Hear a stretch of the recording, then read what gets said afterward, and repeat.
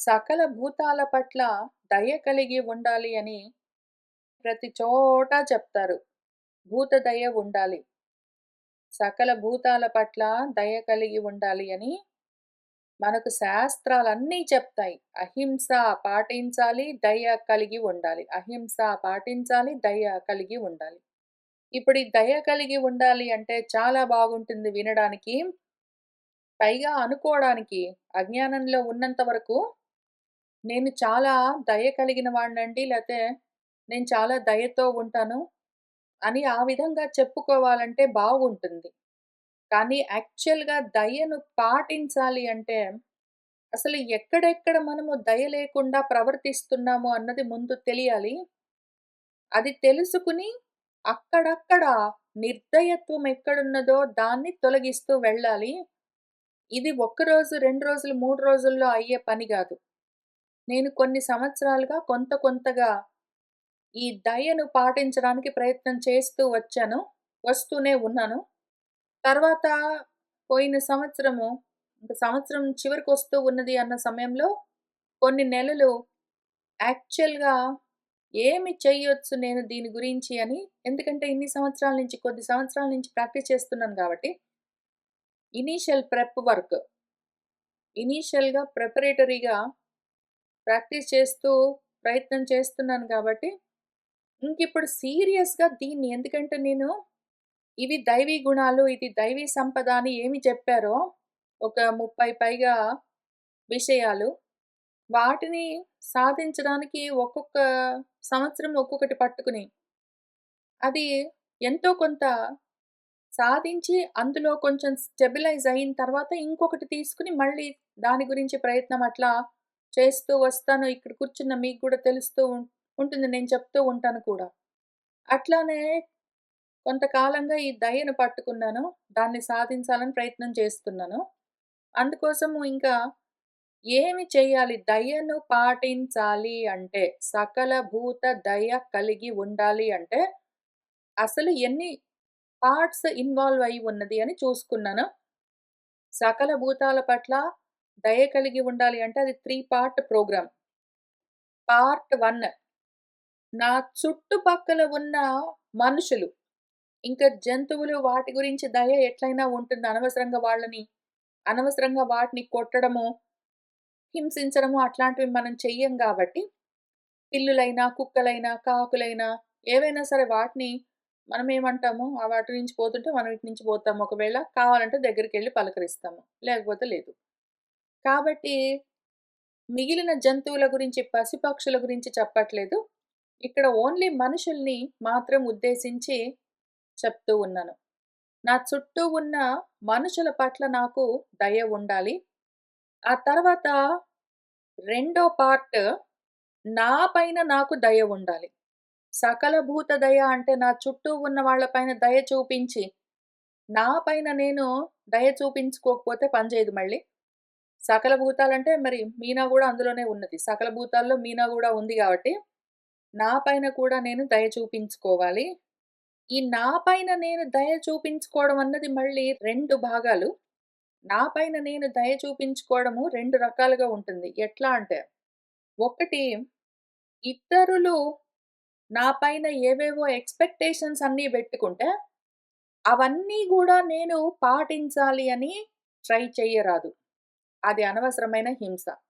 రెండోది, నా పైన గూడా నేను అతిగా ఎక్స్‌పెక్టేషన్స్ పెట్టుకోరాదు అని, ఈ 3 రకాలైన దయలు పాటించడానికి ఈ సంవత్సరం ప్రయత్నం చేస్తాను అని నిర్ణయించుకున్నాను. ఒకటేంటంటే, ఇతరుల పైన అనవసరంగా నేను ఎటువంటి ఎక్స్‌పెక్టేషన్స్ పెట్టుకోరాదు.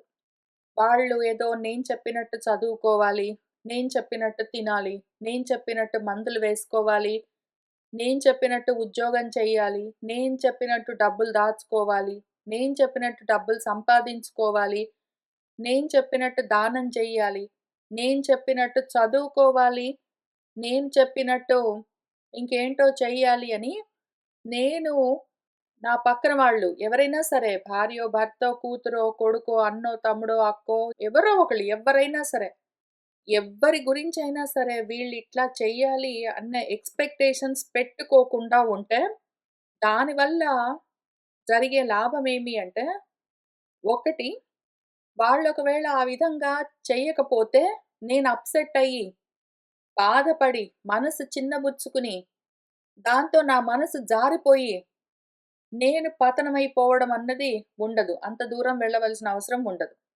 అట్లానే నేననవసరంగా వాళ్లకు ఇది చెయ్యాలి, అది చెయ్యాలి అని చెప్తూ, చెయ్యలేదు అని వాళ్ళని అనవసరంగా విసిగిస్తూ ఉన్నాను అంటే, వాళ్ళ పట్ల గూడా నేను దయ చూపించినట్టు కాదు. హింస చేసినట్టే. నేను ఎక్స్‌పెక్టేషన్స్ పెట్టుకుంటే గదా! డిసప్పాయింట్‌మెంట్స్, రిగ్రెట్స్ దాంతో రకరకాల అశాంతులు. ఎక్స్‌పెక్టేషన్సే లేకపోతే దానివల్ల రిగ్రెట్స్ ఉండవు, డిసప్పాయింట్‌మెంట్స్ ఉండవు. దానివల్ల అశాంతులు ఉండవు, ఏమీ ఉండవు. సుఖంగా ఉండొచ్చు. వాళ్ళ సంగతి వాళ్ళు చూసుకొని వాళ్ళు సుఖంగా ఉంటారు. నా సంగతి నేను చూసుకొని నేను సుఖంగా ఉండొచ్చు. దాంతో నేను వాళ్ళ పైన దయ కలిగి ఉండొచ్చు. నా పైన దయ కలిగి ఉండొచ్చు. ఈ రకంగా కొంత దయ పాటించొచ్చు. రెండోది అదిగో మళ్ళీ రెండోది 2 రకాలనుకున్నాం గదా! ఒకటి నా గురించి ఎవరైనా ఎక్స్‌పెక్టేషన్స్ అన్నీ పెట్టుకుని, అదిగో నువ్వు ఈ ఉద్యోగం జేస్తే బాగుంటుంది. డబ్బులు దాచిపెట్టుకుంటే బాగుంటుంది. అనవసరంగా ఖర్చులు పెట్టకుండా ఉంటే బాగుంటుంది. ఇది తింటే బాగుంటుంది. మా ఇంటికొస్తే బాగుంటుంది. ఇదిగో ఇవన్నీ ఎందుకు చదువుతావు? ఇది మానుకో. ఊరికనే కళ్ళు బోంగ కూర్చొని గంటలు గంటలు కంప్యూటర్ల ముందు చదువుకుంటూ ఉంటే అనవసరంగా ఆరోగ్యానికి మంచిది గాదు మానుకో అని చెప్పడం. ఇట్లాంటివన్నీ ఏమైనా చెప్తారు. లేదా ఇంతే ఎందుకు చదువుకుంటున్నావు? ఇంక అది చదవకపోయావా? పలానా ఇంకో బుక్ చదవకపోయావా? అని చెప్పడం. ఆ రకంగా ప్రతి వాళ్ళకి నా పైన కూడా ఏవో ఎక్స్‌పెక్టేషన్స్ ఉంటాయి. అయితే వాళ్ళు ఎక్స్‌పెక్ట్ చేసినవన్నీ కూడా నేను పాటించాలని ట్రై చేస్తే, నేనేం చేయగలనో అంతవరకే చేయగలను. వాళ్ళన్నవన్నీ నేను చేయలేను గాబట్టి, చెయ్యాలి అని ప్రయత్నం చేస్తూ ఉన్నందుకు నన్ను నేను హింసించుకోవడము, చెయ్యకపోతే వాళ్ళు ఎట్లా అయినా బాధపడతారు. నేను సరే చేస్తాను అనో, చెయ్యను అనో, వినకో ప్రయత్నం చేస్తూ ఉంటే వాళ్ళ ఎక్స్‌పెక్టేషన్స్‌ని బట్టి నేనెట్లైనా 100% వాళ్ళకి నచ్చే విధంగా బ్రతకలేను గాబట్టి, వాళ్ళకెట్లైనా రిగ్రెట్స్, డిసప్పాయింట్‌మెంట్స్ ఉంటాయి. దాంతో వాళ్ళు గూడా చాలా బాధపడుతూ ఉంటారు. మళ్ళీ ఆ విషయం మనకు క్లియర్‌గా జెప్తుంటారు. మళ్ళీ అవన్నీ విని అయ్యయ్యో! వాళ్ళు చెప్పినట్టు నేను ఉండకపోతేనే వాళ్ళని బాధ పెట్టానని మళ్ళీ నేను రిగ్రెట్స్, డిసప్పాయింట్‌మెంట్స్ ఇంక ఈ లూప్ అనెండింగ్‌గా నడుస్తూ ఉంటుంది. కాబట్టి నా పైన దయ చూపించుకునే మార్గంలో వాళ్ళందరూ ఏవేవో నా పైన ఎక్స్‌పెక్టేషన్స్ పెట్టుకుంటే నేను చేయగలిగింది లేదు. నేనేమి చేయగలనో అదే చేయగలను అని ఒకవేళ నిర్ణయించుకుని, మనసు కదలకుండా, మనసు చలించకుండా స్థిరంగా ఉంచుకుని, చేయగలిగినంత ధర్మంగా, శ్రద్ధగా చేస్తూ వెళ్తే, నేను శాంతిగా ఉంటాను. వాళ్ళొకవేళ కర్మ మార్గంలో ఉన్నవాళ్ళు లేదా జ్ఞాన మార్గమైనా సరే నా పైన ఎక్స్‌పెక్టేషన్స్ పెట్టుకుంటే ఇంక వాళ్ళిష్టము. నేను చేయగలిగింది నేను చేస్తాను. ఇంక ఊరుకుంటాను. వాళ్ళందరూ గూడా పైగా నా గురించి వాళ్ళు ఎక్స్‌పెక్టేషన్స్ పెట్టుకోవద్దు అన్న ఎక్స్‌పెక్టేషన్ గూడా నేను పెట్టుకోదలుచుకోలేదు. నేను ఇతరుల పైన ఏ ఎక్స్‌పెక్టేషన్స్ పెట్టుకోను అన్న లిస్ట్‌లో నా గురించి వాళ్ళు పట్టించుకోవద్దు. నేనేదో ఒకటి చేస్తాను. వాళ్ళు అనవసరంగా నా గురించి ఆలోచన చెయ్యొద్దు. నా గురించి బాధపడొద్దు అని గూడా వాళ్ళ గురించిన ఎక్స్‌పెక్టేషన్స్ నేను పెట్టుకోలేను. వాళ్ళొకవేళ నా గురించి ఏవేవో కోరుకుని నేనిట్లా ఉండాలి, అట్లా చెయ్యాలి, ఇట్లా మాట్లాడాలి, ఇది చెయ్యొద్దు అని వాళ్ళనుకుంటే వాళ్ళిష్టము. నువ్వు నా గురించి అనుకోవద్దు, నువ్వు నా గురించి అనుకో అని ఏ రకంగా గూడా కమిట్ అవ్వడం అనవసరము. వాళ్ళిష్టము. వాళ్ళకట్లా ఒకవేళ నాకు చెప్పాలనిపిస్తే చెప్తారు. చెప్పినంత మాత్రాన చెయ్యాలి అని గాని, చెయ్యొద్దు అని గాని లేదు. నేనేమి చేయగలనో దాని గురించి మాత్రమే నేను ఆలోచన చేసుకొని చేయగలను. ఎవరైనా సరే, కొడుకైనా సరే, కూతురైనా సరే, అమ్మాయినా, నాన్నైనా, అక్కయినా, అమ్మాయి తమ్ముడైనా ఎవరైనా సరే. అట్లానే తర్వాతది నా గురించి గూడా నేను అతిగా ఎక్స్‌పెక్టేషన్స్ పెట్టుకోరాదు. నా పైన గూడా నేను దయ కలిగి ఉండాలి. నేను గూడా సాధించలేనివన్నీ ఏవేవో సాధించేస్తానని రకరకాలుగా నిర్ణయాలన్నీ తీసుకుని చెయ్యలేక నన్ను నేను హింస పెట్టుకుని బాధపడుతూ, మానసికంగా బాధపడుతూ, శారీరకంగా హింస పెట్టుకుంటూ దుఃఖించవలసిన పని లేదు. రియలిస్టిక్‌గా ఎంత చేయగలను? యాక్చువల్‌గా మనకెవరికైనా సరే బుద్ధి చాలా ఎక్కువగా బలంగా పని చేయగలదు. పైగా వృద్ధి చెందుతూ ఉన్న కొద్దీ అది ఇంకా ఎక్కువగా, ఇంకా బలంగా, ఇంకా విస్తారంగా పని చేయగలదు. అయితే మాత్రం శరీరము కొంతవరకే సహకరించగలదు. శరీరానికి లిమిటేషన్స్ ఉంటాయి.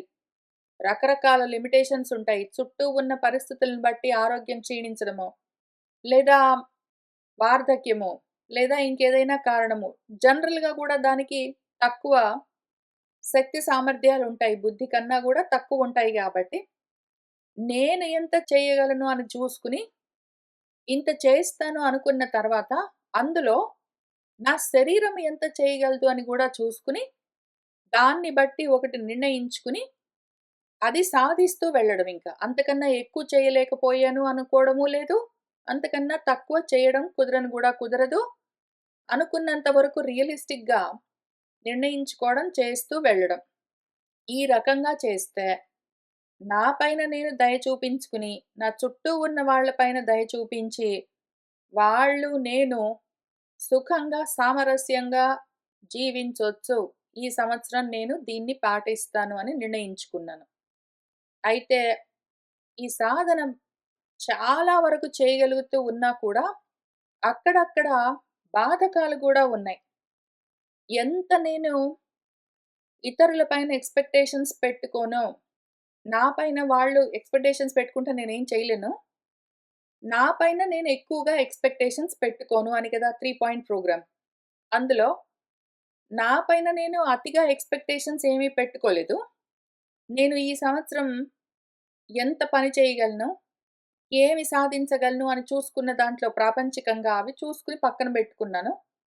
పారమార్థికంగా ఈ చదువు, స్వాధ్యాయం గురించి ఎంత చేయగలను అని రాసి పెట్టుకున్నది మీకందరికీ చూపించాను. ఈ సంవత్సరం మనము ఎందుకంటే కొద్ది సంవత్సరాలుగా ఈ విధంగా చదువుకుంటూ వచ్చాం గాబట్టి, అదే పద్ధతిలో, అదే క్రమంగా వెళ్తే ఇంత చేయగలము అని ఆ ప్రణాళిక రాసాను, మీకు చూపించాను. కాబట్టి అది రియలిస్టిక్‌గా ఉన్నది. దాన్ని చేస్తూ వెళ్తాము మంచిది. ఒక్కొక్కసారి కొన్ని ఎక్కువ యాడ్ చేసుకుంటాము. ఒక్కొక్కసారి కాబట్టి కొన్ని పక్కన పెట్టాల్సొస్తుంది. తర్వాత మళ్ళీ విచారణ చేసుకుంటాము. కానీ జనరల్‌గా ప్లానింగ్ చేసుకున్న దాన్ని అంత మాత్రం మనం సాధన చేయొచ్చు. కాబట్టి నా గురించి నేను చేసుకున్న ఎక్స్‌పెక్టేషన్స్ గురించి అనుమానం లేదు. ఆ విధంగా నా పైన నేను దయ కలిగి ఉన్నాను. ఏదో ఇంట్లో పనులుంటాయి. ఆఫీస్‌లో పనులు లేదా ఉద్యోగాలు, డబ్బులు తెచ్చుకోవడాలు, బిల్స్ కట్టడాలు అవన్నీ సరే గాని, ఇంట్లో కూడా పనులుంటాయి.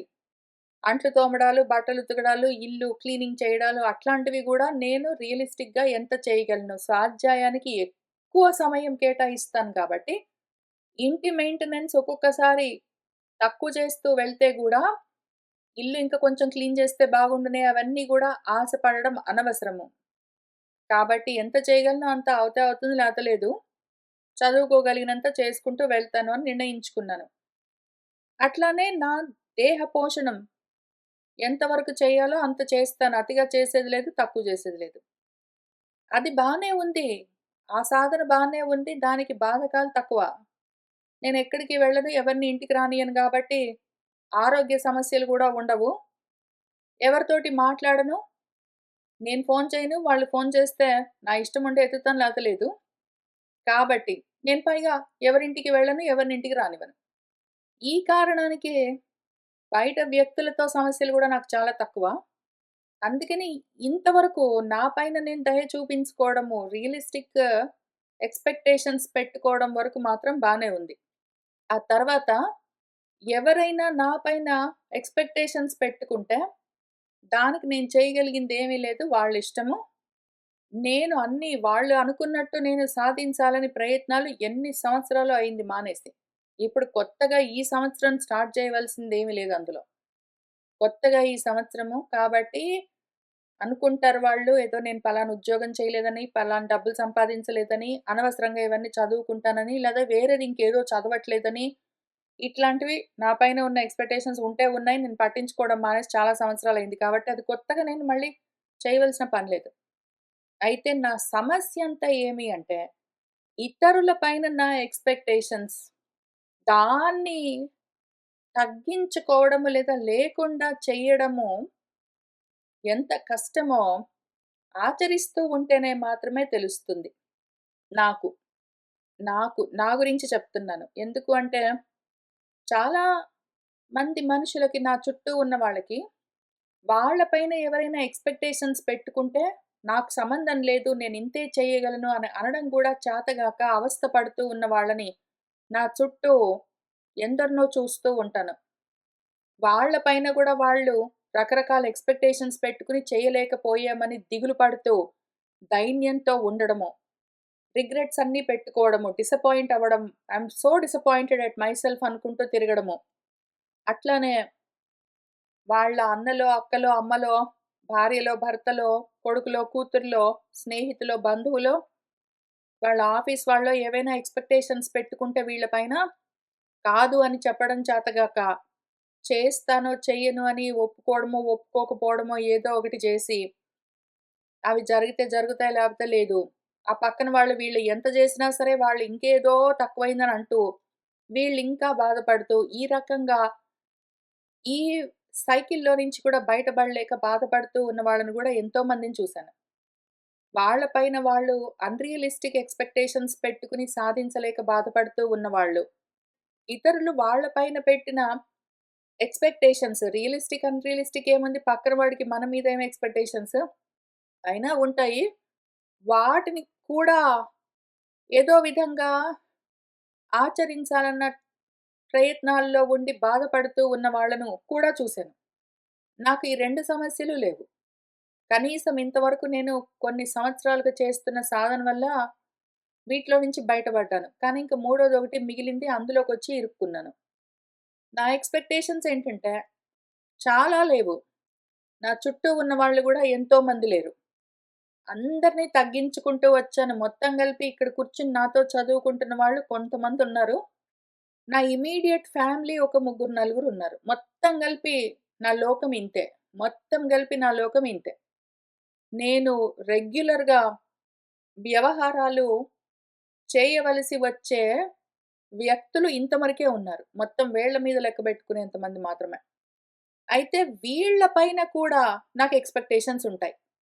నా దుర్మార్గం ఎట్లా ఉంటుంది అంటే, నా పైన ఎవరైనా ఎక్స్‌పెక్టేషన్స్ పెట్టుకుంటే, నాకు సంబంధం లేదు అది వాళ్ళకు సంబంధించిన విషయము అని నాకు తెలుసు.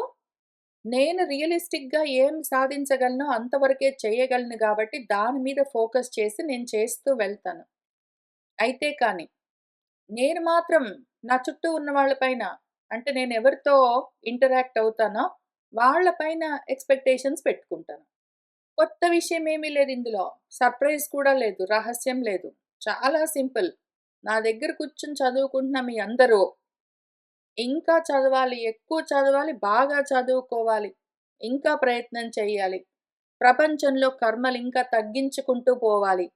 స్వాధ్యాయం పెంచుకుంటూ పోవాలి అని అన్‌రియలిస్టిక్ ఎక్స్‌పెక్టేషన్స్. నాకేమి అవసరము? మీరు ప్రపంచంలో మీ ఇష్టమొచ్చినన్ని కర్మలు జేసుకోండి. మీరు అప్పుడప్పుడు రాండి, అప్పుడప్పుడు మానేయండి లేదా రెగ్యులర్‌గా రాండి. కర్మలు తగ్గించుకోండి, పెంచుకోండి, అట్లనే ఉంచుకోండి. చదువు ఇంకా పెంచుకోండి, తగ్గించుకోండి, అట్లనే ఉంచుకోండి. మీరేమైనా చేయండి. మీ పైన ఎక్స్‌పెక్టేషన్స్ నేనెట్లా పెట్టుకుంటాను? అయితే మాత్రం చదువుకోలేదని గొడవ పెట్టుకోవడం. ఇంతకుముందు చాలా తీవ్రంగా గొడవలు పెట్టుకునేదాన్ని. ఇప్పుడు యాక్చువల్‌గా నేను ఎక్స్‌ప్లెయిన్ చేస్తున్నాను. ఈ కారణానికి. చదువుకోకపోతే ఏమైపోతారు? కర్మలు చేస్తూ ఎంతకాలం ఉంటారు? ఎన్ని కర్మలు చేసినా సరే ఆత్మోద్ధరణకి పనికి రావు అని చెప్తాను. అయితే ఇప్పుడు నా సమస్య ఏమి అంటే, ఈ రకంగా ఎక్స్‌పెక్టేషన్ నేను పెట్టుకోవాలా? పెట్టుకోవద్దా? అన్నది అర్థం గాకుండా ఉన్నది. ఇంతకీ ఇటువంటి ఎక్స్‌పెక్టేషన్ నేను పెట్టుకోవాలా? పెట్టుకోవద్దా? అన్నది అర్థం గాకుండా ఉన్నది. ఎందుకు అంటే టెక్నికలీ నా పైన మిగిలిన వాళ్ళకి ఏమి హక్కు నా గురించి ఎక్స్‌పెక్టేషన్స్ పెట్టుకోవడం? వాళ్ళకి ఎవరిచ్చారు ఆ హక్కు ఎంటైటిల్‌మెంట్? పోనీ ఒకవేళ హక్కున్నదనుకుని వాళ్ళు ఏమైనా ఎక్స్‌పెక్టేషన్స్ పెట్టుకుంటే వాళ్ళిష్టము. నేను చేయగలిగింది నేను చేస్తాను అని నా గురించి నేనెట్లా దయతో ఆలోచించుకుంటున్నానో, అట్లానే ఇక్కడికొచ్చి కూర్చొని చదువుకుంటున్న వాళ్ళు గూడా వాళ్ళెంత చేయగలరో వాళ్ళంత చేస్తారు. నాకేమి హక్కు, నాకేమి ఎంటైటిల్‌మెంట్ అని ఆలోచించుకోవడం ఇంకా చేత గావట్లేదు. అని ఆలోచించుకోవడము నాకింకా చేతనవ్వట్లేదు. అసలది చెయ్యాలో వద్దో గూడా తెలీట్లేదు. దీని గురించి ఏమైనా గురువులు నాకు మార్గం ఉపదేశం చేస్తారా అంటే, వాళ్ళు గూడా పెట్టుకో ఎక్స్‌పెక్టేషన్స్ అన్నట్టుగానే చెప్తున్నారు. నువ్వొకవేళ స్వాధ్యాయ మార్గంలో ఉన్నావు, జ్ఞాన మార్గంలో ఉన్నావు, ఆత్మ మార్గంలో ఉన్నావు, చదువుకుంటున్నావు. కాబట్టి నీ చుట్టూ ఉన్న వాళ్ళు కర్మ మార్గంలో ఉండి చెడిపోతూ ఉంటే, వద్దురా అటు పడిపోకు. ముళ్ళ మార్గమది, రాళ్ళ మార్గమది, నశించిపోయే మార్గమది. అటు పోకురా నువ్వు. ఇటురా అని చెప్పు నువ్వు అనే మన గురువులు చెప్తున్నారు. వాళ్ళు చెప్పేదిదే. కాబట్టి వాళ్ళ మాట ప్రకారం ఒకవేళ నేను పోకురా అటు పోకు కర్మల్లోకి పడిపోకు. చదువుకోడానికి రా. చదువు మానుకోకు. జలుబు చేసింది, ముక్కు గారింది, జరమొచ్చింది కాబట్టి చదువుకోడానికి రాలేకపోతున్నానని చెప్పకు. శీతోష్ణ సుఖ దుఃఖాలు, ఆగమాపాయనాలు, అనిత్యాలు వాటిని తితిక్షస్వ అని చెప్పారు గదా! అందుకని తట్టుకో నువ్వు. ముక్కు గారుతుంది, జరమొచ్చిందని చదువుకోవడం మానేస్తే ఏమైపోతావు అని చెప్తాను. వెంటనే ఆలోచిస్తాను. నాకవసరమా ఈ ఎక్స్‌పెక్టేషన్? వాళ్ళిష్టం వస్తే వస్తారు లేతే లేదు అనిపిస్తుంది. కానీ మళ్ళీ వెంటనే గురువులు, లేదు వాళ్ళకు దారి చూపించు. ఎందుకు? ఎందుకు చూపిస్తాను దారి? ఎందుకు చెప్తాను అంటే, నేను చెయ్యకుండా చెప్పను మళ్ళీ. నేను చెయ్యకుండా, నేను మాటి మాటికి చదువుకోవడం మానేసి, క్లాసులు క్యాన్సెల్ చేసి, నేను చేయవలసిన హోంవర్క్ చేయక, సరిగ్గా చదువుకోక, నేను స్వాధ్యాయం అంతంత మాత్రంగా అప్పుడప్పుడు చేసి, కానీ మాత్రం మీరందరూ చెయ్యాలి అని చెప్పను. నేను మీ అందరికన్నా చాలా ఎక్కువ చేసి, అందులో కొంత అయినా సరే నన్ను చూసి మీరు చెయ్యండి అనే చెప్తాను. కాబట్టి ఇదొక సమస్య ఉన్నది. ఇక్కడ కూర్చొని ఎందుకు ఆలోచన చేస్తూ ఉన్నాను అంటే, ఈ సమస్యని మరి నేను ఏదో విధంగా పరిష్కరించుకోవాలి. ఇప్పుడు అందరి పట్ల నాకు దయ కలిగి ఉండాలి. వేరే వాళ్ళ గురించిన ఎక్స్‌పెక్టేషన్స్ నాకు మిగిలిన విషయాల్లో లేవు. వేరే వాళ్ళు ప్రపంచంలో వాళ్ళు పెళ్ళిళ్ళు చేసుకున్నా, పెళ్ళిళ్ళు చేసుకోపోయినా, విడిపోయినా, పిల్లల్ని కన్నా, మానుకున్నా, ఉద్యోగాలు చేసినా, అవి ఉన్నా, ఊడిపోయినా, వాళ్ళకి బిల్స్ కట్టడానికి కష్టమైనా, వాళ్ళు ఎవరినైనా అడుక్కున్నా, లేదా బాగా డబ్బులు సంపాదించుకున్నా, దేని గురించి నాకు ఎక్స్‌పెక్టేషన్స్ లేవు. దేని గురించి లేవు. అసలు వినను గూడా వినను. నాకసలు నచ్చను గూడా నచ్చవు. వాళ్ళు ఇంటి విషయాలు చెప్తే వినబుద్ధి గూడా గాదు. ఎక్సెప్ట్ వాళ్ళ ఇంటి విషయాలు ఇక్కడ ఎంతవరకు డిస్కషన్ మన దగ్గర కూర్చొని చదువుకుంటూ ఉన్నదాన్ని అన్వయం చేసుకొని, ఆ ఆలోచనల్లో నుంచి బయటపడడం ఎట్లా అని విచారణ చేసేంత వరకు మనం మాట్లాడుకుంటాం మన గురించి. ఏమైనా ఎగ్జాంపుల్స్ ఉంటే చూసుకుంటాము. అది కాక అసలు ప్రపంచం విషయాల గురించి నేను వినను గూడా వినను. అసలు ఎక్స్‌పెక్టేషన్స్ ఉండడం అసలు అవకాశమే లేదు. కానీ స్వాధ్యాయం గురించి మాత్రం ఇక్కడికొచ్చి కూర్చొని చదువుకునే వాళ్ళ గురించి ఒకటి ఉన్నది. నా క్వెషన్ ఏంటంటే నా కోసమే. సకల భూతాల పట్ల దయ కలిగి ఉండాలి అంటే, దయ ఏ విధంగా? నాకెందుకు వాళ్ళు చదువుకుంటే చదువుకుంటారు, లేకపోతే లేదు. వాళ్ళ ఎక్స్‌పెక్టేషన్స్ వాళ్ళు పెట్టుకుంటారు. వాళ్ళ రియలిస్టిక్ గోల్స్ వాళ్ళు పెట్టుకొని వాళ్ళకేది గావాలంటే అది సాధిస్తారు. నాకు సంబంధం లేదు అనుకోవడము. ఈ విషయంలో నేను నా చుట్టూ ఉన్న వాళ్ళ పట్ల దయ కలిగి ఉండడమా?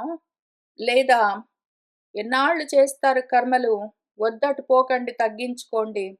ఇటు తిరగండి జ్ఞానం వైపుకు, ఆత్మ వైపుకు తిరగండి, స్వాధ్యాయం చేస్తూ ఉండండి అని చెప్పడం దయ చూపించడమా? అన్నది ఒక్కటి మాత్రం మిగిలింది. నా గురువులు నాకొక మార్గాన్ని చూపిస్తూ ఉన్నారు. ప్రజలందరూ మనుషులెవరైనా సరే అర్ధకామాల్ని పెట్టుకుని అత్యంతమైన మూఢత్వంతో ఐహికమైన సుఖాలనే మనసుల్లో పెట్టుకుని అవే కోరుకుంటూ ఉంటారు. ప్రజలు ఎంతసేపు అర్ధకామాల్లోనే రమిస్తూ ఉంటారు. అవే కావాలని వాళ్ళ మనసులు లగ్నం చేసుకొని ఉంటారు. అల్పమైన సౌఖ్యాల వెంటబడి అందుకోసము ఇతరులతో గొడవలన్నీ పెట్టుకుంటూ ఉంటారు.